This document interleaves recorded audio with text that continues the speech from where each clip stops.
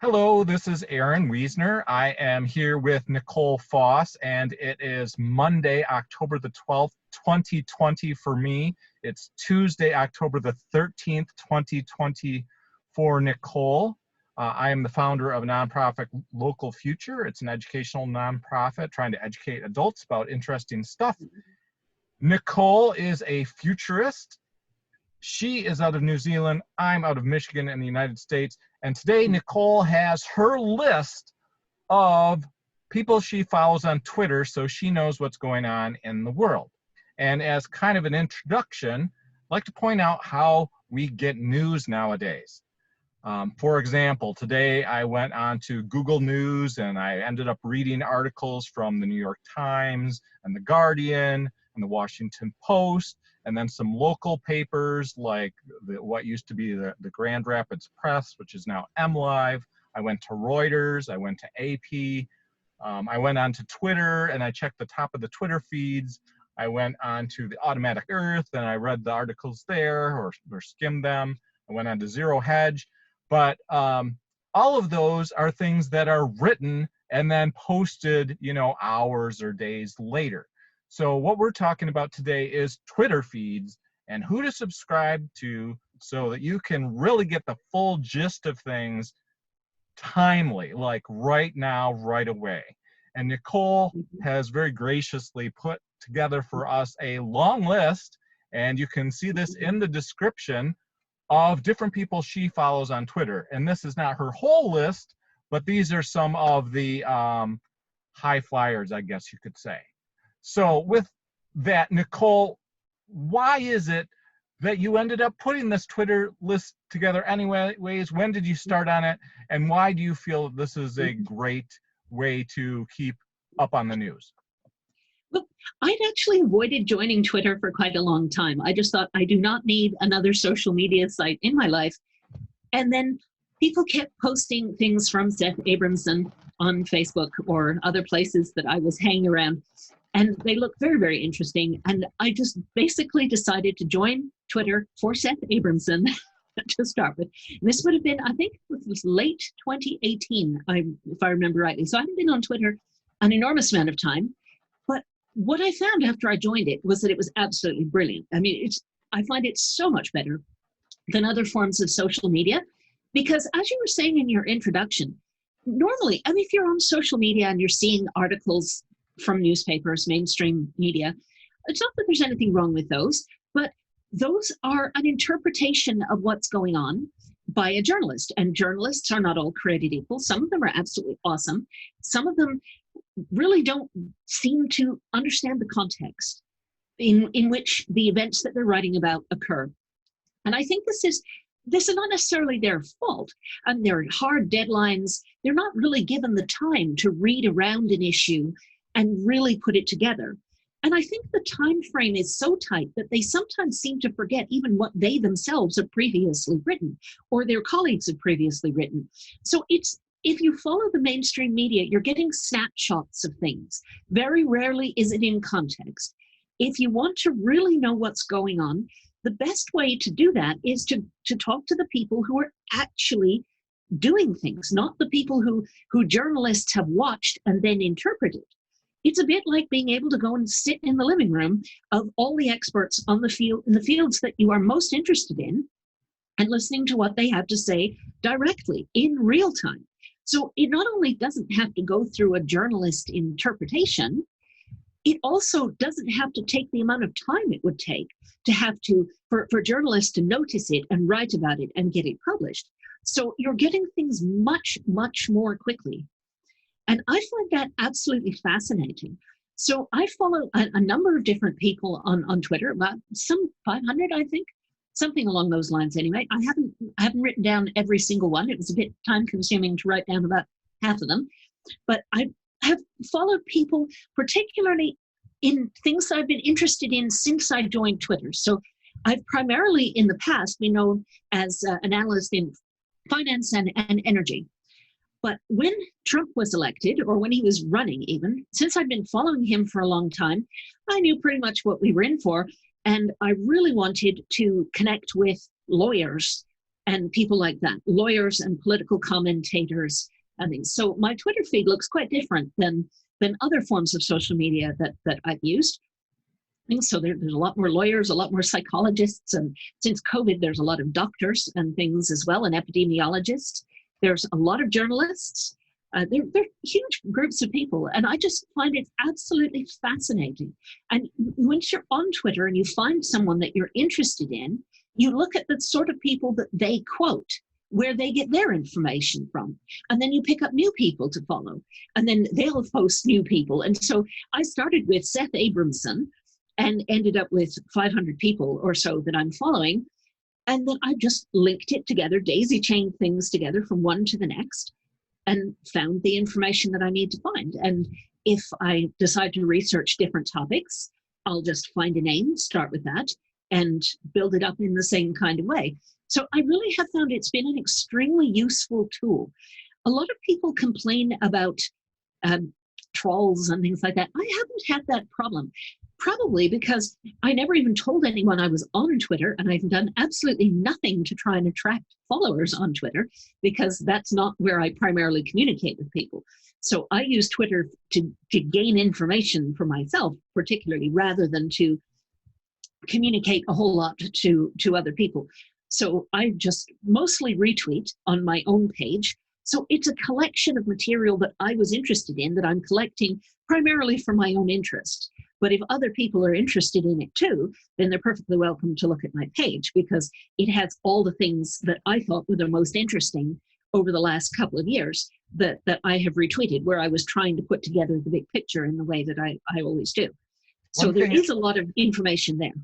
One thing I'd like to kind of point out about Nicole's Twitter feed is, unlike, I think, many people, perhaps like a typical editor at a newspaper might have, or in a newsroom, your Twitter feed is filled with a particular sort of perspective on the world, right? Mm-hmm. So your perspective is what I would call a very realistic, down-to-earth perspective on what's really going on, especially when you're looking at real politics and energy and economy, and probably environment as well.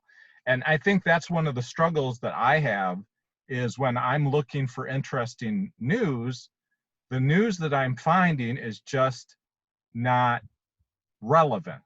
I really want to know what's actually going on, not just what are people interested in, what is the president saying today, for example. I want to know what's really going on, like underneath, and kind of the broader perspective. I mean, presidents come and go, most of them, and leaders and things, but what's going on with the overall economic system, for example? What's going on with the state of the environment? Not just one little, this is what happened at the beach, but, what's the overall thing going? And how close are we to, what are the risks that might be coming up? So your feed, I suspect, would have a lot more relevant stuff than if I was to go to the editor of a newsroom, for example. It would do.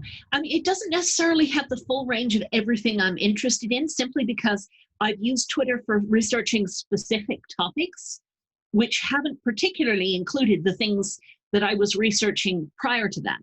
So I haven't been particularly updating the energy side of things, for instance. Things don't change that quickly in the world of energy. I mean, every now and then there's something like a month where oil goes negative in price because of financial shenanigans, but the actual energy situation itself does not change very quickly. So I haven't been particularly researching that recently, because there are other things that change far more quickly that I'm more interested in at the moment. So geopolitics is currently my thing, probably more so than other things right now. Finance is, of course, going to come back in a very big way in the not too distant future, probably next year. We're going to see a lot of things going on in the world of finance, because so much has been just turned off. And businesses are closing all over the place. People haven't got additional support. The stimulus package that was supposed to come through before the election, it doesn't look like anything is coming through anytime soon. And people's extra unemployment has run out. A lot of people must be really, truly suffering. So I'm going to be picking up the finance side of things again, probably in the new year. So you were saying, well, why don't we just get to it then, Nicole? So it looks like you start your list with some doctors and epidemiologists and medical care professionals and others who might be talking about COVID. Yes, so I haven't put these categories in any particular order, so it just depended who happened to be on the list, and if I found someone who fitted a certain category, that was the category I started with. So doctors and epidemiologists, medical professionals in general, people I started with. So Dr. Dena Grayson is probably the one who comments the most on the COVID situation. So if you're only going to pick one doctor, then she would probably be the one to go for. Under PeakProsperity, Chris Martinson has done videos on COVID all the way through. So if you really want to see the progression of how COVID has played out, he did a video a day for months and months and months. He still does occasional ones, but not so frequently anymore.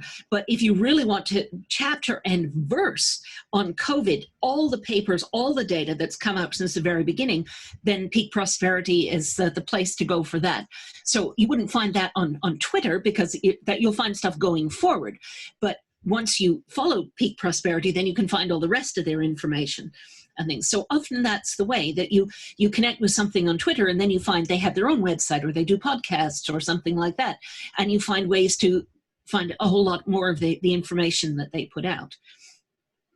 Bob Wachter is head of the Department of Medicine at University of California, San Francisco. He's been commenting quite a bit on Trump's health since he got COVID. So if you want to really hear what real doctors, as opposed to people who've signed NDAs, have to say about Trump's health, then he would be the one to go to for that. Leana Wen at the top of the list as well. She's commented more recently. Craig Spencer, Eric Feigl-Ding, and T Bergstrom, Trevor Bedford, they're epidemiologists. So they're people who've been following the data on this. They're scientists. So if you want to really explore their work, there's a lot of their stuff on Twitter. Eric Ding in particular and T Bergstrom have put out really long Twitter threads. So by the way, if you see me looking to the side, I'm looking at my list. That's why, because I have it on a separate device over to the side. Dr. Jack Brown is interesting. He's not a COVID guy. He's an ophthalmologist, but he's also a body language expert. So what he does is he will comment on interviews from the perspective of body language to say, this is what people said, but what did they really mean? What were they trying to genuinely convey? So that can be extremely useful. And because he's an ophthalmologist and has looked at tens of thousands of pairs of eyes, he is able to say conclusively that Trump is a drug addict, for instance. So this is very useful. He will point out every time Trump's pupils are widely dilated in inappropriate circumstances, and also point out when chunks of Adderall fly out of his nose occasionally while he's doing interviews as well.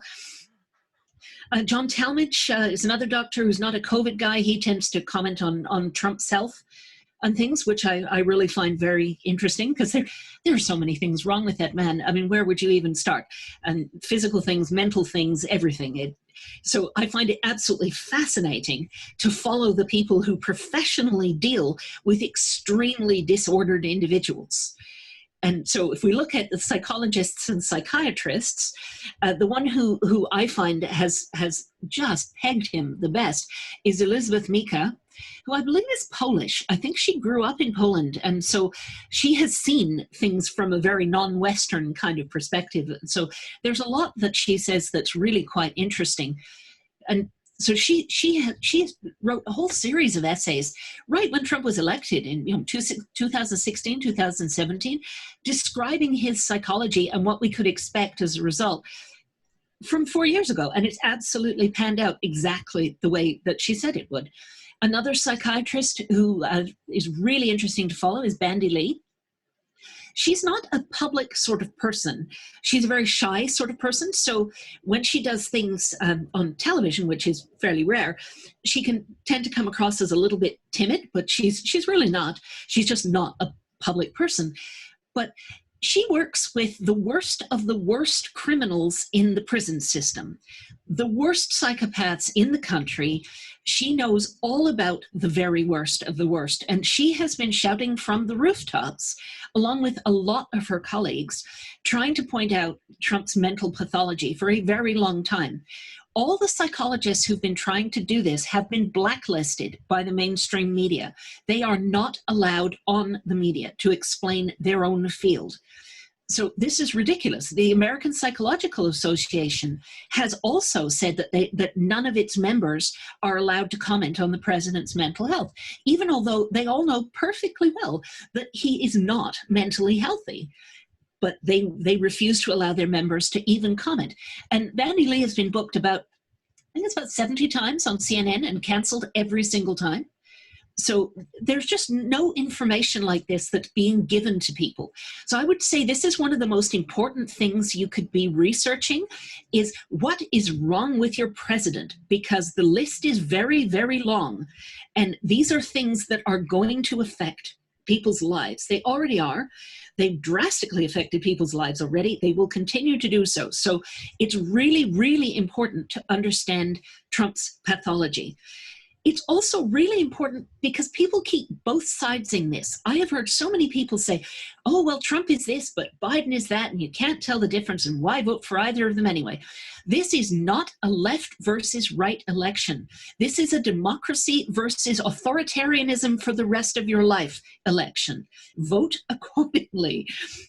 If you want a dictator for life who is a malignant narcissist, a sadist, and a psychopath, vote for Trump. If you want flawed normality, vote for Biden. I'm not saying that Biden is an exciting candidate, particularly. I don't find him exciting myself. He certainly wouldn't have been my choice out of the range of people that they had to offer. He would have been one of the last choices I would have picked, but nevertheless, do you want a psychopath or do you not? That is the question. These two people are not equivalent. You cannot both sides this. And if you read these psychologists, you will really understand why. Another one to read absolutely is Nick Carmody. He writes a lot of really complicated threads within threads, but he does turn some of them into actual articles as well. If you go through them as threads, you'll probably want to have separate tabs for each sub-thread so that you don't get completely lost. But his work is fascinating. And again, he just completely describes Trump and why he's doing the things he's doing and where it goes from here. So these people are really, really useful. Another one. Now, at this point, Nicole, I should ask, are these like unbiased sources though? I mean, it's easy to come up with a list of people, for example, when you're talking about Donald, who think that Donald is, you know, a sociopath. So I don't think that's difficult to come up with. But the question is, are these people that you can trust? That people, they are professionals working in their professional capacity as psychologists and psychiatrists. So they're not just making random comments. This is precisely why I follow them, because yes, anyone can go on Twitter and say Trump is a sociopath, but when you start to hear it from 30-year experienced professional psychiatrists who work with criminals, then you start to believe it rather more. So these are not people who are just making random comments at all. The people I follow because they are professionals. And so they are able to make judgments that other people are much less in a position to make. And to some extent, anyone can look at Trump and say he's a sociopath because it's very obvious. But and sort of the question is, the details that are important.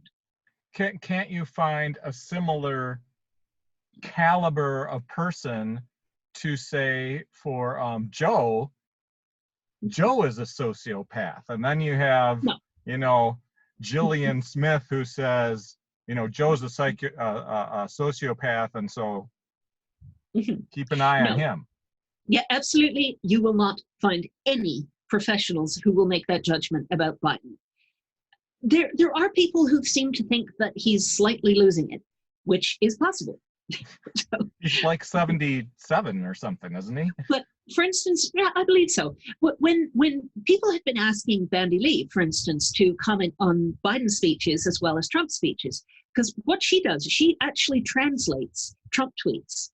So she will look at it and say, what is the message this person is really trying to say? So based on his pathology. And someone asked her to do similar things for Biden. And she said, she tried. And she said after a little while, well, if there was a problem with Biden, we would say maybe a 2. With Trump, it's 50,000. So there's absolutely no comparison. Joe Biden is a normal person who's 77 years old and might have slightly lost his edge. Trump is a malignant narcissist, a psychopath, a sociopath, and a sadist. There is no comparison. There simply isn't.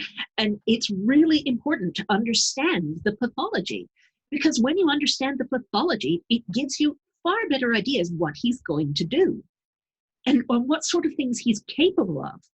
So he's actually capable of things that ordinary people would find really difficult to even imagine, because he has no conscience and no capacity for empathy. And I mean, absolutely none. So when you don't have a conscience or the capacity for empathy, you tend to assume that everyone is like you are. I mean, people tend to do this. They tend to think, well, if I said this, this is what I would have meant. So this person just said that to me, therefore they must have meant the same thing as I would have meant if I had said it. And people tend to think that people see the world in roughly the same way that they do. People with no conscience and no empathy do not do that. They think that everyone is like them, that everyone will lie and cheat and steal and do whatever it takes to climb the greasy pole, and that the only way to stop them cheating you is to cheat them first, lie to them first. This is his character. This is why he's doing what he's doing, because he thinks if I don't do it first, they will do it to me. All right, so let's go continue on the list of psychologists and psychiatrists, because we could go on this. We went down this rabbit hole before. We did. So another one whose name, a real name, I don't actually know, but I believe this is a woman. This person has a husband anyway, so I'm making an assumption that this person is a woman. Statistically, that would be more likely. So the name is just Anti-Narcopathy PharmD. So this person has a PhD in pharmacology and experience with narcissism and has been explaining narcissistic psychology extremely effectively for a very long time. So those are the main ones. Propane Jane, again, I don't know her name. She's a psychiatrist, but she's had a lot to say. She's also Black, so she's had a lot of comments on the Black community's perspective from this, the psychology of being oppressed. So I think that feels really quite different. That's a very interesting perspective. And there are a couple of others. Daniel Winarick, I presume that's how you pronounce his name, David Reese. I mean, they're both medical doctors. I think Daniel is a psychiatrist or possibly a psychologist, but they're very useful as well. They've had a lot to say. So then if we look at the journalist category, there's a lot of journalists on here. Some of them I know follow specific topics. For instance, David Farenthold researches Trump.org, for instance, and Trump corruption and things like that.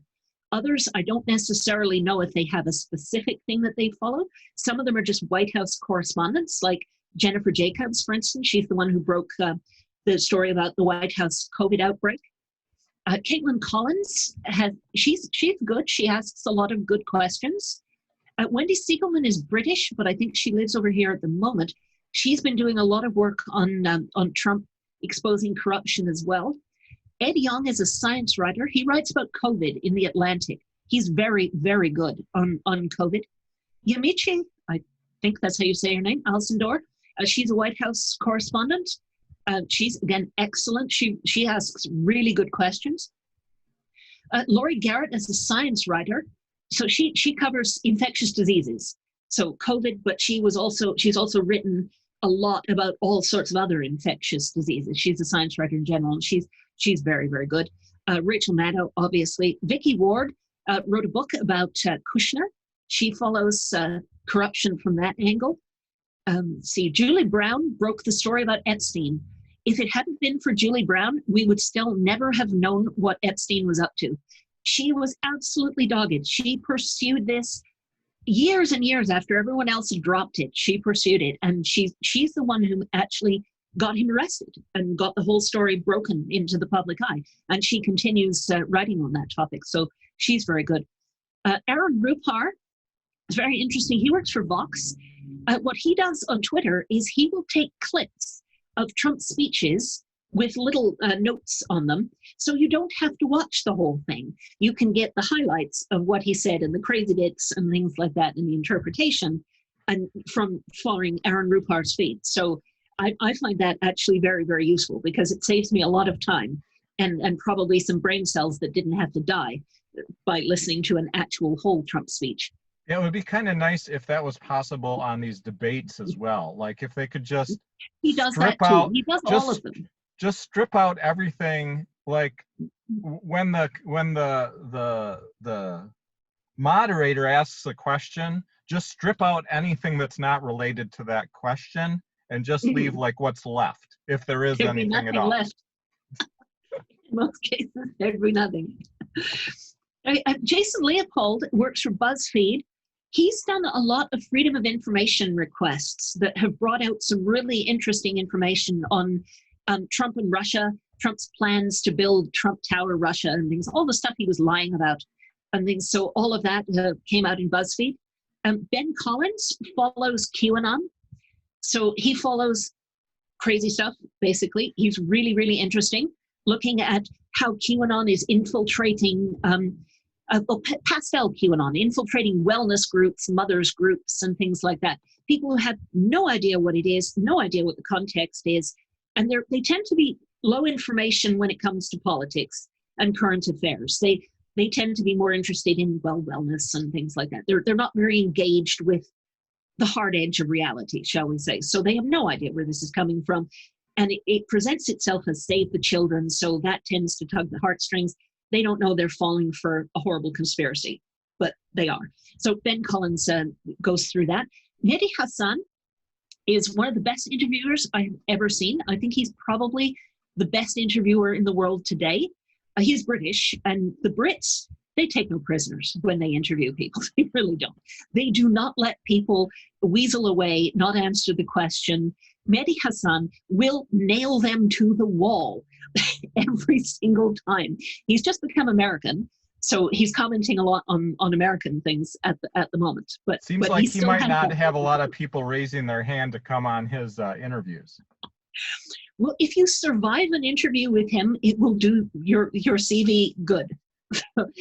but you have to be prepared. And I want to see him interview Trump so much, because he will absolutely rip Trump to shreds. But I doubt it will ever happen for exactly that reason. Then Julia Davis, she's interesting because she's Russian, but she speaks Russian. She follows Russian news in Russian and then translates it for an English audience. And one of the things she does is point out all the times that they absolutely laugh at Trump and say he's Putin's puppet and say that they are in control of the United States. It's really quite eye-opening. Whether it's true or not, to the extent that they say, who knows? It could be their version of propaganda, but there certainly is an element of truth to it. And it is quite interesting to get that perspective. Carol Cadwallader is British. She broke the story on Cambridge Analytica, all the stolen data from Facebook. So she's really, really worth following. She is looking at all the data hacking and things like that. So she's looking at how they're finding all the information to try and mess with people's heads. Ronan Farrell is a Pulitzer Prize winning journalist. He wrote about Me Too. He's done a whole lot of investigative work. And in general, he's just an excellent writer.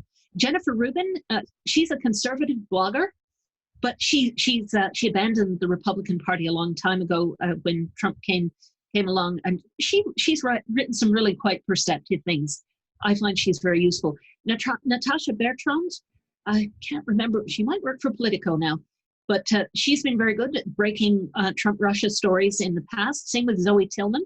Zoe Tillman is a journalist and a lawyer, so she comments on a lot of the legal cases. David Frum is Canadian. People might remember him as being the son of Barbara Frum, who was a newscaster in Canada when I was growing up. He's a conservative writer, but he's very intelligent and thought-provoking. Daniel Dale is the Trump fact checker. He is the one who will fact check everything. And you listen to Daniel Dale when he's interviewed, and what someone like Anderson Cooper will say, okay, Daniel, what lies did he tell today? And Daniel will say, just stop me when you're out of time. And he will rattle it off until he's told to stop, just off the top of his head, because he's been doing this for 4 solid years. So he's the one who's counting the lies. They're now in excess of 20,000 lies. So definitely follow him if you want to know what isn't true out of what Trump says. Then we're down to the category of podcasters, independent writers, speakers. Alison Gill runs a podcast, Mullah She Wrote, and also the Daily Beans. That's her newer one. She used to work for the federal government. She was a nuclear reactor operator, I believe, and she worked for the VA. She's very intelligent, very engaged, and just tremendous commentary on all aspects of this administration. David Korovich, we both know, he's Irish and a physicist and superb systems thinker. You definitely need to follow him. I can't remember exactly what Casey Michel's subject was, so I'll skip over that one for the time being. The woman who calls herself Venture Capital follows Trump, Russia, Ukraine, etc. corruption. Sandy Bacham is an independent journalist. She lives in New York, and she goes around New York with her camera taking pictures of interesting things that are happening. So she's had a lot to say about Trump as well. Noel Casler is very interesting. He worked for years on Celebrity Apprentice.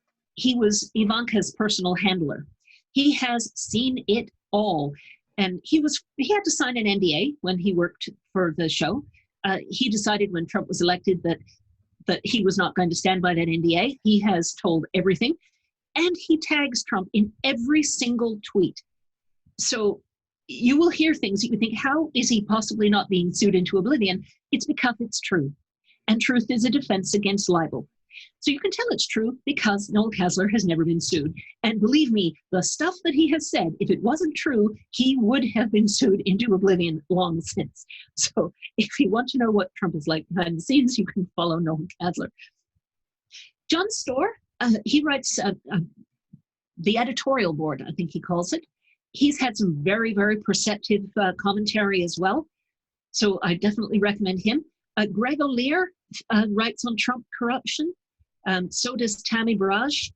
Scott Stedman writes on corruption in general. He's very young, but he's extremely well connected in terms of information sources. So he's very much worth following. Lincoln's Bible, she's a Hollywood scriptwriter. So her whole thing is connecting the dots to turn random facts into a narrative. So that background has been extremely useful. So she follows mob connections all over Russia, all over Eastern Europe, and how that has impacted the US. So not just Trump, but very much including Trump. So she's been absolutely brilliant. Louise Neufeld, same. Eric Garland, same. Both of them follow the same sorts of topics. Juliette Kayyem is a national security expert. She's pretty conservative, but anything that comes out in terms that's a national security threat, you'll hear about it from her. There's an interesting guy I have no idea what his real name is. He calls himself the Horse Whisperer. Horse as in not being able to speak properly. He was an advertising exec, and his writing is just delicious. So he writes a lot of commentary, and it's just plain fun. So I follow him because his work is very entertaining and informative. His use of language is particularly delicious, coming from such a language background. There's a woman who calls herself Poli Sci. So she works in DC, and she comments on political science. Andrea Chalupa and Sarah Kendzior run a podcast called Gaslit Nation, which I absolutely would recommend. It's weekly. They do extra material for people who are on Patreon as well, but they discuss Trump and Russia, all the corruption, all the mob ties. Andrea is Ukrainian, So she has all the connections to what's going on in Eastern Europe. She speaks the language, and she and her sister, Alexandra, who I also follow on Twitter, they're all involved in this. And the Gaslit Nation podcast is definitely to be recommended. Judd Legum and Seamus Hughes, they both follow things. I forget what their actual podcasts are called. Olga Lautman she's Russian, but she lives in the States, and so she has an inside track, and she speaks the language on a whole lot of things from the Russian side, the Russian and Ukrainian perspective. So she's really interesting. Umair, I forget his last name. He's, I believe, he's Pakistani and British or something along those lines. He has lived through collapse before, and so he comments on collapse. I find his essays, some of them are absolutely brilliant. Others, I think, oh, you need a good editor for this. So sometimes they ramble a bit. I don't find when he tries to be quantitative that it's as effective, but sometimes his essays are absolutely brilliant, and he has lived through collapse. He's had personal experience with all this. So I really find he's very much worth following. Is he similar to like Dmitry Orlov with the 5 stages of collapse? No, he's an economist, I think, by training. So I wouldn't compare him to Orlov. I don't think he covers the same sort of stuff as Orlov. But he has lived through societal collapses and upheavals and things like that. I'm not entirely sure where, Pakistan, Sri Lanka, that part of the world, but I don't know exactly where. I would have to look that up. Excuse me one moment. Sorry, snuffly nose. So Garry Kasparov, I follow. He was the former world chess champion. Yeah, I was going to say, he's a chess player, right? He's a chess player, but he's also a political commentator, and a very effective one, who knows an enormous amount about Russian politics, for instance, and is given to comparing it with American politics. So he's phenomenally intelligent, obviously a strategic thinker, and definitely someone worth following. And other people on this list, I don't remember exactly what they cover: Garrett Graff, Claire McCaskill, Alexa O'Brien, and Anand Garrett Haradis, but I follow them, and they do produce interesting content. I just can't remember exactly what off the top of my head. Then we're on to former staffers and federal employees. Now, these people are mostly... It would seem like there's quite a few former staffers that could be interesting. Especially, it seems like Donald's administration has just been... It's been like a merry-go-round, kind of, you know? It has, absolutely. So most of the people on this list, well, several of them are from the current administration. Others are from former administrations. So the ones from this administration are Elizabeth Newman, Olivia Troy, Miles Taylor, Lisa Page, Peter Strzok, Brett McGurk. I think that's all the ones that are from this administration.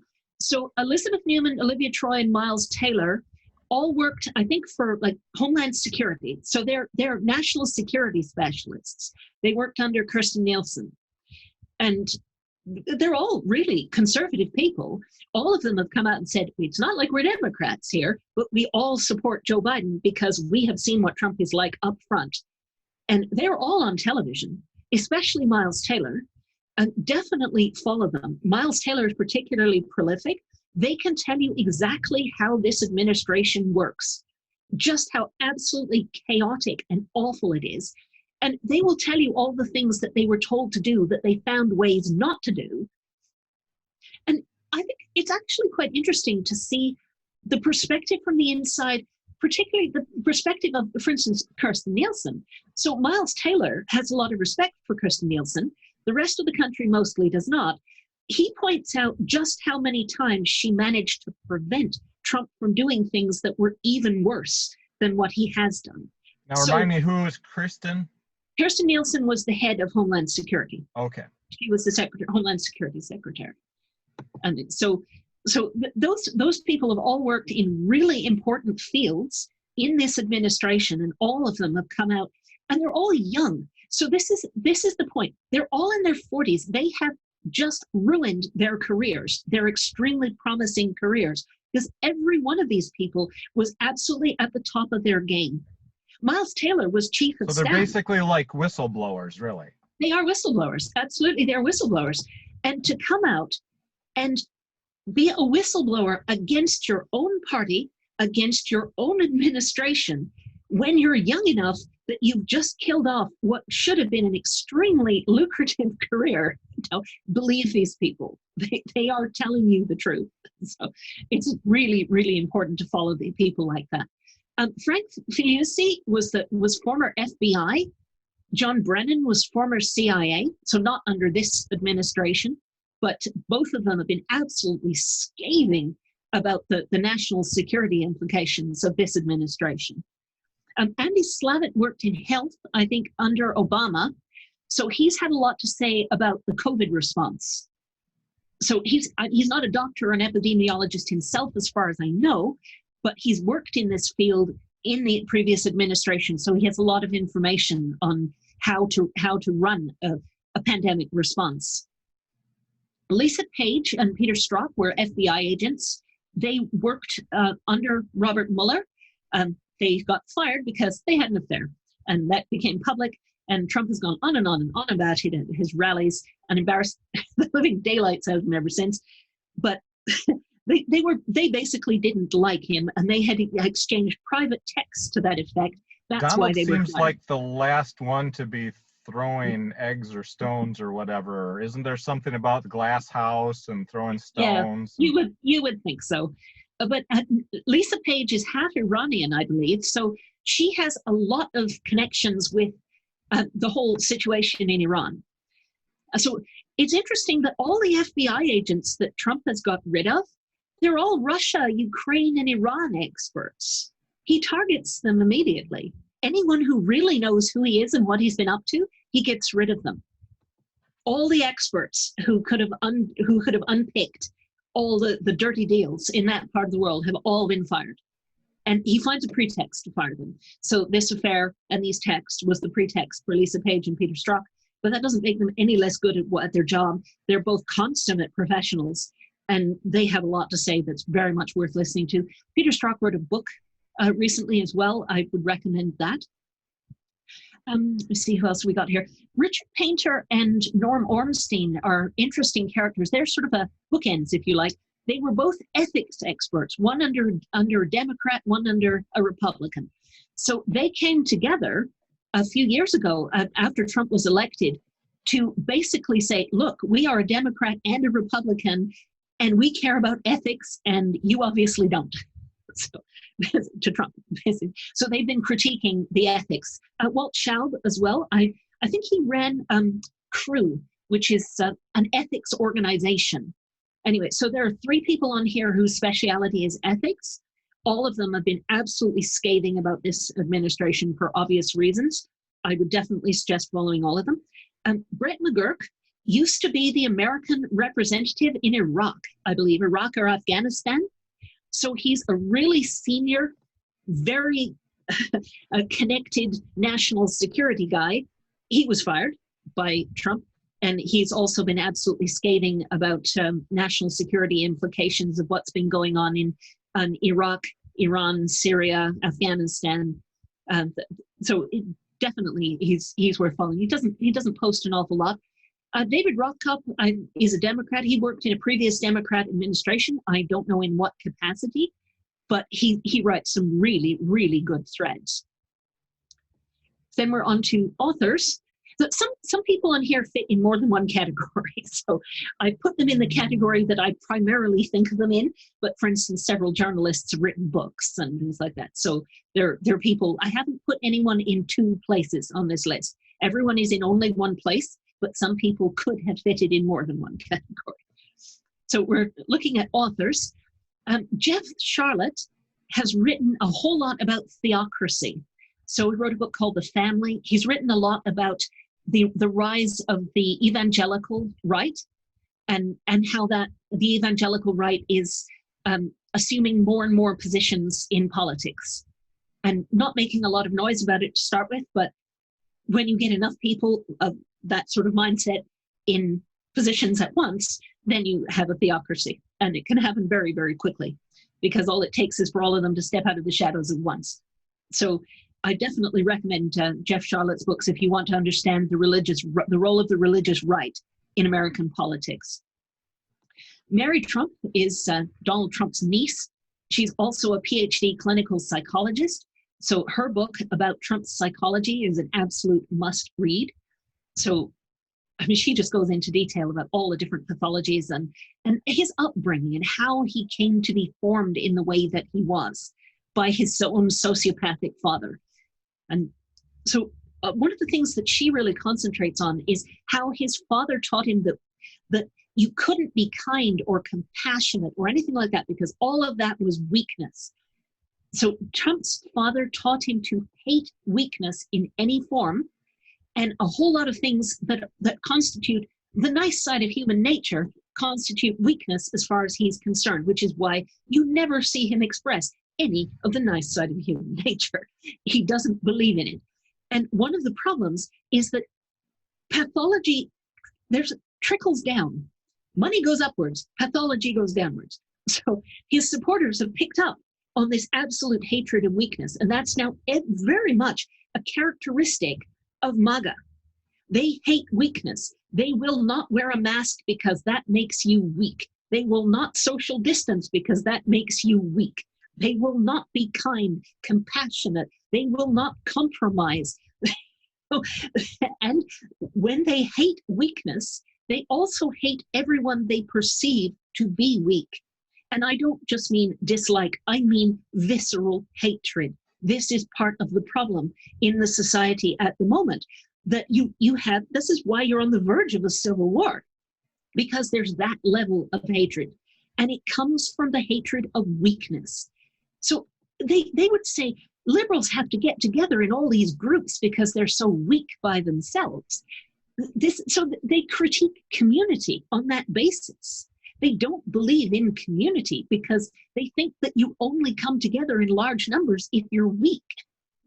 So these are the kind of psychological aspects that shed a lot of light on the current situation. So to understand how people think and where they're coming from, and therefore how you might address people, or whether it's worth addressing certain people at all.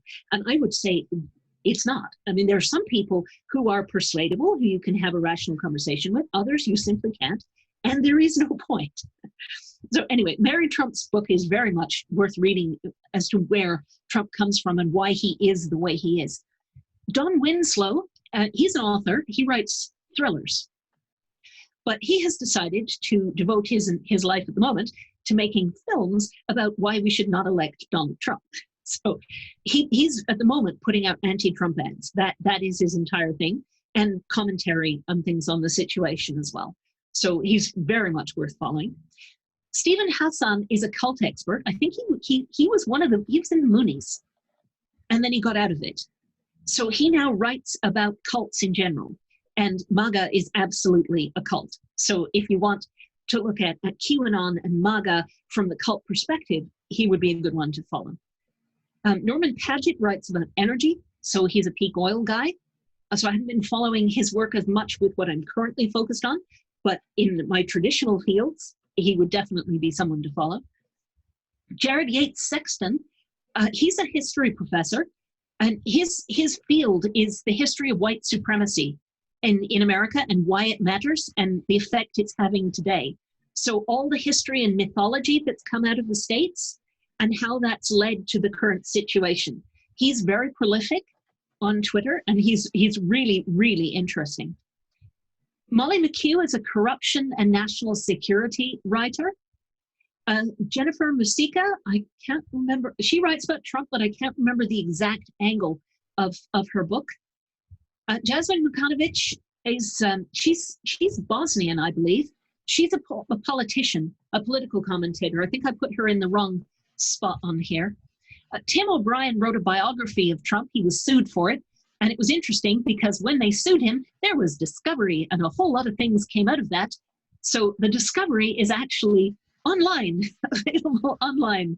So if you want to see what Trump is like behind the scenes when nobody's looking and he's just being really petulant, you can find the discovery over Tim O'Brien's biography of him. So what were a couple things that happened in the discovery then? Oh, that he wildly overestimated his wealth. for instance, and and he just lies about his situation all the time. So he says he's really rich. He says his assets are worth far more than they are. So when he wants to sound rich, he says that they're worth far more. When he's talking to the tax man, he says they're worth far less. So this is tax fraud as well. But a lot of that came out in that discovery. Ruth Ben-Ghiat she's an expert on authoritarianism, particularly on Mussolini. And Trump and Mussolini have an awful lot in common. So she writes a lot about the rise of authoritarianism. So does Anne Applebaum. She's lived all over the world, lots of different places. She has a lot of personal experience of authoritarian regimes. She's written a lot of books as well. David Korn has written Trump books, so has Craig Unger. I think Craig Unger wrote Trump, House of Putin, if memory serves. So it's all the connections between Trump and Russia and the Far East. Tony Schwartz wrote The Art of the Deal. All these people think Trump wrote The Art of the Deal, but he didn't. Trump has never written anything because Trump is severely dyslexic and can barely read and certainly has never written anything. So Tony Schwartz wrote The Art of the Deal. He now hangs out on Twitter as penance for that. That's how he describes it in his own words. He had to spend 18 months with Trump for this book. And he knows Trump inside, outside, and upside down, and he will tell you all about it. So he's doing this to make up for the fact that The Art of the Deal was part of what made Trump popular and led to him getting onto The Apprentice, which has led to him becoming president. So Tony Schwartz feels personally responsible for the rise of Trump, at least partially, and is trying to make up for it now. Sarah Kendzior wrote Hiding in Plain Sight, which is an absolute must-read. It's about the rise of Trump, where Trump came from, all the mob stuff, all the connections. She's an expert on authoritarianism and Eastern Europe in particular. Her PhD in anthropology was on the rise of authoritarianism in former Soviet Central Asia, so particularly Uzbekistan, places like that. So she followed the rise of authoritarianism in the post-Soviet states, and she's now using that knowledge to create the parallels with the Trump story. And academic researchers, and some of those authors were also academic researchers, and some of these academic researchers are also authors, but this is just how we categorize them for simplicity's sake. And I think we're going to have to make this our last group because we can do the rest another day, but let's finish up with the academic researchers for now. Okay. So Marc-André Argentino he's a Quebecois. He's researching QAnon. That is his field.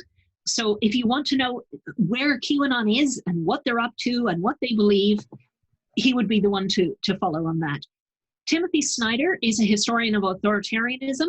He's put out a lot of information on the rise of authoritarianism under Trump. He's absolutely brilliant. Heather Cox Richardson does, she puts out a letter every single day on the current events. And she's really good at systems thinking and connecting dots. So she's good at looking at what happened today and why does it matter. So I would definitely suggest her. Nate Higgins, you obviously know, Peak Oil, systems thinking, finance, the whole 9 yards. He's brilliant. Karen Stenner is another historian of authoritarianism. So she's absolutely brilliant as well. So we don't, how many more do we have? We don't have that many more, actually. I think we might be able to do it if I do it quickly. If that would be okay. Go ahead. I mean, no, wait a minute. No, we have, no, we still have lawyers. Okay. So we got a ways to go yet. So, let's we can do the rest of them another time. Let's just kind of summarize a little bit. So it sounds like this group in particular at the moment is very focused on Donald and what's going on with Donald and his impact on the country and the world. Now, suppose Donald is not president in 2021, 2022, or whatever. What are these folks going to do then? I mean, are they going to be done with their jobs, or do you see them continuing to focus on stuff? Oh, these people work in their fields regardless of what's happening. So none of them are going to stop doing what they're doing. I mean, if Trump loses the election, it doesn't mean that everything is over on November 4th. He is going to contest the election. Sure. And he has various ways that he can try and steal it. And he will do that if his COVID doesn't come back, which it could. We don't know yet. He might have got such overwhelming treatments at such an early stage in the disease that it might actually have knocked it out. I don't know that. Nobody knows that. It's also possible that he's still high as a kite on steroids and he's going to crash when he comes down. I do think he is going to crash. Whether or not that crash involves dying of COVID is not clear, but that crash is likely to stop him being seen in public for a few days, I would think, at the very, very least. They probably gave him those aggressive COVID treatments much earlier than they would have given them to anyone else. So it is possible that they've managed to scotch it. I don't think they have, but that is a possibility. But nevertheless, if he is still standing on November 4th, he will contest the election. He will try and steal it. The question will be, how big a margin did he lose by? I think he's going to lose in a landslide, but there are wild cards. There's pastel QAnon. There are people you wouldn't expect to vote for him who are going to vote for him because they've been non-political up to now, but they've been brought in by QAnon. That's a factor. There's voter suppression in all sorts of ways. There's what's happened to the mail system. So there are all sorts of wild cards. Joe isn't necessarily inspiring like Barack was. No, he's not. But I think Kamala, sorry. I've only seen her name written down for the longest time, and all of a sudden I'm hearing it and realizing it. I've been pronouncing it wrong in my head. Yeah. I must correct that. But Kamala is a very exciting and inspiring speaker. She will do what Joe cannot. So I think that ticket does have an excitement factor. It just didn't Joe. But I would vote for a ham sandwich over Donald Trump. Literally. It doesn't matter who they're running because you just have to get rid of Donald Trump. That is the way to save the United States, to live another day. So this is not save as in then the US will have no problems. It's still going to have peak oil and financial crisis and everything else that I've been lecturing about for years. It's simply a question of deal with this problem, live to fight another day. Once you get rid of Trump, you can tackle the other problems. But with Trump there will not be anything you can do about the other problems. So getting rid of him is absolutely critical. What he is going to try and do is exactly what the Russians did when the Soviet Union collapsed. The people who are well connected buy up the assets of the state for pennies on the dollar and become the next generation of oligarchs. And then you lose the rule of law, stable property rights, and everything like that. You end up with an outright kleptocracy with absolutely no justice, where anyone can take anything from anybody if they have a higher political roof. And it becomes all an economy of favors. Under those circumstances, you will not be able to tackle any of the problems that are facing the US. Anything to do with energy, anything to do with financial crisis, there will be no way other than individually, no way politically to tackle any of those issues. Now, I basically think that all the change in those issues comes from the bottom up anyway, but nevertheless, even if you don't get policies that will help, normally, what you will get from Trump is policies that will absolutely prevent what you're trying to do. So you're going to get policies that are as harmful as possible to trying to make a transition to a lower energy, lower money kind of future. Under Trump, that will not be possible. You will get North Korea, absolutely hierarchical, vertically hierarchical, no horizontal civil society connections. That's what really strong totalitarian regimes look like. And the United States does not want to go there. All right. Well, Nicole, thank you so much for sharing your thoughts and insight with us yet again. We really appreciate that. If you watch this video and you appreciate it too, please do a thumbs up and subscribe and get the bell so you get notifications and put in a comment. And we really appreciate all the viewers because that's a reason that we enjoy sharing this information, just trying to share whatever information we have. And I imagine it might change quite a bit in 2021, but who knows? So thank you again, Nicole, and You're we very will look for the second part of this because we still have a lot of names to go through for Twitter, and I will try to link that up in the corner here. So thank you, everybody, and have a good one. Bye, Nicole. Okay.